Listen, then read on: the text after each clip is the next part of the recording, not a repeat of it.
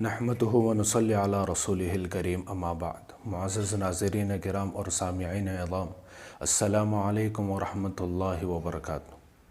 آج ہم بات کریں گے انشاءاللہ قسم اور قسم کی کتنی قسمیں ہیں اور کون سی قسم سے کفارہ لازم ہوتا ہے اور کفارہ ادا کرنے کا کیا طریقہ ہے۔ تو دیکھیں معزز ناظرین کرام اور سامعین عظام، قسم کی شریعت میں 3 قسمیں ہیں۔ نمبر 1 یمین لغو، نمبر 2 یمین غموس، نمبر 3 یمین منعقدہ۔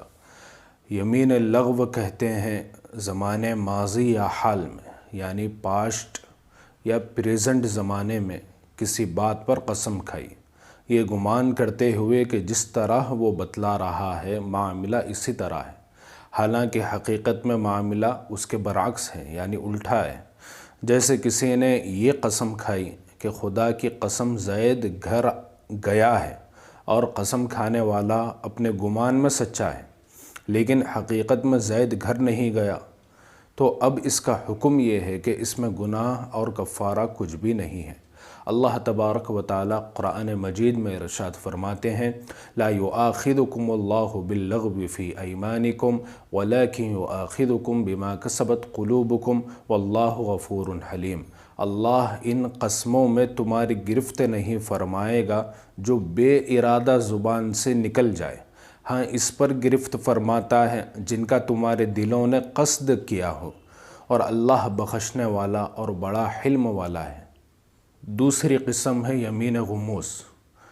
یمین غموس کہتے ہیں زمانے ماضی یا حال میں، یعنی پاسٹ یا پریزنٹ زمانے میں کسی چیز کے ہونے یا نہ ہونے پر قسم کھائی، اس میں جان بوجھ کر جھوٹ بولتے ہوئے قسم کھائی۔ جیسے اللہ کی قسم خالد آیا تھا، حالانکہ وہ نہیں آیا تھا۔ تو اب اس کا حکم کیا ہے؟ تو یمین غموس کا حکم یہ ہے کہ غموس کی صورت میں قسم کھانے والا سخت گنہگار ہوگا، اس پر توبہ استغفار لازم ہے، لیکن اس پر کفارہ واجب نہیں ہے۔ حدیث مبارکہ میں آتا ہے کہ جو شخص کسی مسلمان کا مال ناحق کھانے کی غرض سے جھوٹی قسم کھائے تو اللہ تعالیٰ اس پر جنت کو حرام کر دیتے ہیں۔ یمین غموس کو حدیث مبارکہ میں گناہ کبیرہ قرار دیا گیا ہے۔ حضور پاک صلی اللہ علیہ وسلم نے ارشاد فرمایا، اللہ تعالیٰ کے ساتھ شرک کرنے والا، والدین کی نافرمانی کرنے والا، ناحق قتل کرنے والا اور یمین غموس، یہ سب بڑے گناہ ہیں۔ تو لہذا یمین غموس سے ہم سب کو بچنا چاہیے۔ تیسری قسم ہے یمین منعقدہ۔ یمین منعقدہ کہتے ہیں آئندہ زمانے میں، یعنی مستقبل میں کسی کام کے کرنے یا نہ کرنے کی قسم کھائی۔ جیسے واللہ، اللہ کی قسم میں یہ کام کروں گا، اور اللہ کی قسم میں یہ کام نہیں کروں گا۔ جیسا کہ مثال کے طور پر کوئی یہ قسم کھائے، اللہ کی قسم یہ فلاں چیز نہیں کھاؤں گا، اب وہ چیز وہ شخص نے کھا لی تو اب یہ قسم میں حانث ہو گیا، لہذا کفارہ دینا پڑے گا۔ یا کوئی قسم کھائے، واللہ، اللہ کی قسم میں فلاں چیز کھاؤں گا، اب اس نے وہ چیز نہیں کھائی تو اب یہ قسم میں حانث ہو گیا، لہذا کفارہ ادا کرنا پڑے گا۔ اسی طریقے سے کوئی یہ قسم کھائے، اللہ کی قسم میں ہرگز بھی شادی نہیں کروں گا، اور اگر اس نے شادی کر لی تو اب یہ قسم میں حانث ہو گیا، لہذا اب اسے کفارہ ادا کرنا پڑے گا۔ تو اچھا، اب قسم کو توڑنے کا کفارہ کیا ہے؟ اللہ تبارک و تعالیٰ نے قرآن مجید میں ارشاد فرمایا، فَكَفَّارَتُهُ إِطْعَامُ عَشَرَةِ مَسَاكِينَ مِنْ أَوْسَطِ مَا تُطْعِمُونَ أَهْلِيكُمْ أَوْ كِسْوَتُهُمْ أَوْ تَحْرِيرُ رَقَبَةٍ فَمَن لَّمْ يَجِدْ فَصِيَامُ 3 أَيَّامٍ۔ کہ قسم توڑنے کا کفارہ یہ ہے کہ یا تو 10 مسکینوں کو درمیانی درجے کا کھانا کھلا دو 2 وقت کا، یا 10 مسکینوں کو ایک جوڑا کپڑے بنا دو، کپڑے پہنا دو، یا ایک غلام آزاد کر دو۔ تو چونکہ اب غلام تو ہے نہیں، تو غلام کو آزاد کرنے کی کوئی شکل صورت نہیں ہے، لہذا اب 2 صورتیں بچے ہوئی ہیں، یا تو 10 مسکینوں کو 2 وقت کا درمیانی درجے کا کھانا کھلایا جائے، یا 10 مسکینوں کو ایک جوڑا کپڑے بنائے جائیں۔ یہ 2 صورتیں ہیں۔ ان دونوں صورتوں میں سے جس سے چاہے کفارہ ادا کر دے۔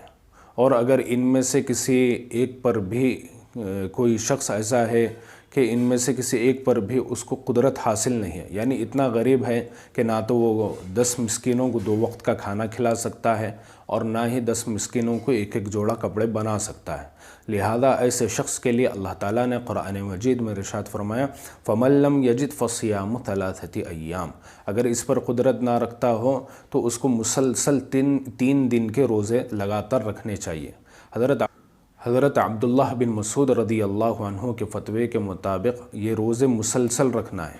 اگر اس میں درمیان میں گیپ آ جائیں گا، یعنی کوئی شخص ایسا ہے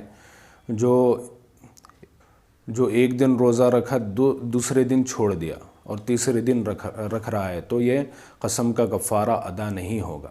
مسلسل 3 دن لگاتار روزے رکھنے پڑیں گے تو تب جا کر قسم کا کفارہ ادا ہوگا۔ ایک مسئلہ یہ ہے کہ کیا کفارہ ایک ہی فقیر کو ایک ہی وقت میں سارا دینا درست ہے یا نہیں ہے؟ تو دیکھیں، کفارہ ایک فقیر کو ایک ہی وقت میں سارا دینا درست نہیں ہے۔ اگر ایک ہی فقیر کو دینا ہو تو روزانہ 10 دن تک اسے ہر دن 2 وقت کا کھانا یا 2 وقت کے کھانے کے پیسے دیتے رہیں۔ جب 10 دن گزر جائیں گے، 10 دن کے بعد کفارہ ادا ہو جائے گا۔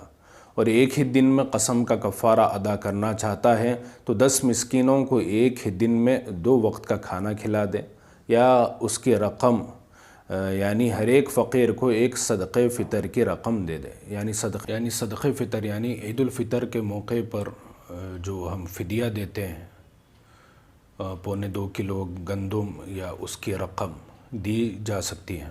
یعنی 2.25 کلو گندم کے آپ 10 تھیلے بنا دیں اور وہ 10 تھیلے 10 غریبوں میں تقسیم کر دیں، تو اس طریقے سے بھی آپ کفارہ ادا کر سکتے ہیں، یا اس کی رقم دینا چاہے تو بھی دے سکتے ہیں۔ 2.25 کلو گندم کی رقم کتنی ہے وہ حساب لگا لیں آپ، لگا کر اس کی جو جتنی رقم بن رہی 2.25 کلو گندم کی وہ ایک غریب کو دے دیں۔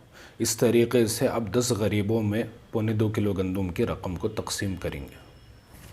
یا ایک شکل، ایک صورت یہ بھی ہے کہ آپ کسی ایک غریب کو تلاش کریں، اسے ہوٹل میں لے کر جائیں اور ہوٹل والے سے یہ کہہ دیں کہ مسلسل 10 دن آئیں گا یہاں پہ اور دوپہر کا اور رات کا کھانا یہیں پہ کھائے گا، لہذا اس کی جتنی بھی قیمت بن رہی میں دے دوں گا۔ تو اس طریقے سے جب وہ 10 دن آئیں گا اور 2 وقت کا کھانا کھائیں گا تو اب کفارہ کیا ہے، ادا ہو جائے گا۔ ایک صورت یہ ہے کہ آپ کو 10 مسکین مل گئے تلاش کرنے پر، تو 10 مسکینوں کو، 10 غریبوں کو آپ کسی ہوٹل میں لے کر جائیں اور وہاں پہ ہوٹل والے سے کہہ دیں کہ اب انہیں لنچ کا کھانا کھلا دیجئے اور یہ رات میں بھی آئیں گے ڈنر کرنے کے لیے، تو اب یہ رات میں بھی جتنا بھی جو بھی خرچ ہوگا اس کے ایڈوانس کے طور پہ ابھی سے میرے سے پیسے لے لیجئے۔ جب وہ آئیں گے وہ 10 مسکین ظہر کا بھی کھا لیں گے اور رات کا بھی کھا لیں گے، تو اب کیا ہے، کفارہ ادا ہو جائے گا۔ یہ بھی ایک آسان سی ایک شکل ہے، ایک صورت۔ اللہ تعالیٰ سے دعا ہے کہ اللہ پاک شریعت کو ہم سمجھ کر اس پر عمل کرنے کی توفیق عطا فرمائے۔ وآخر دعوانا ان الحمد للہ رب العالمین۔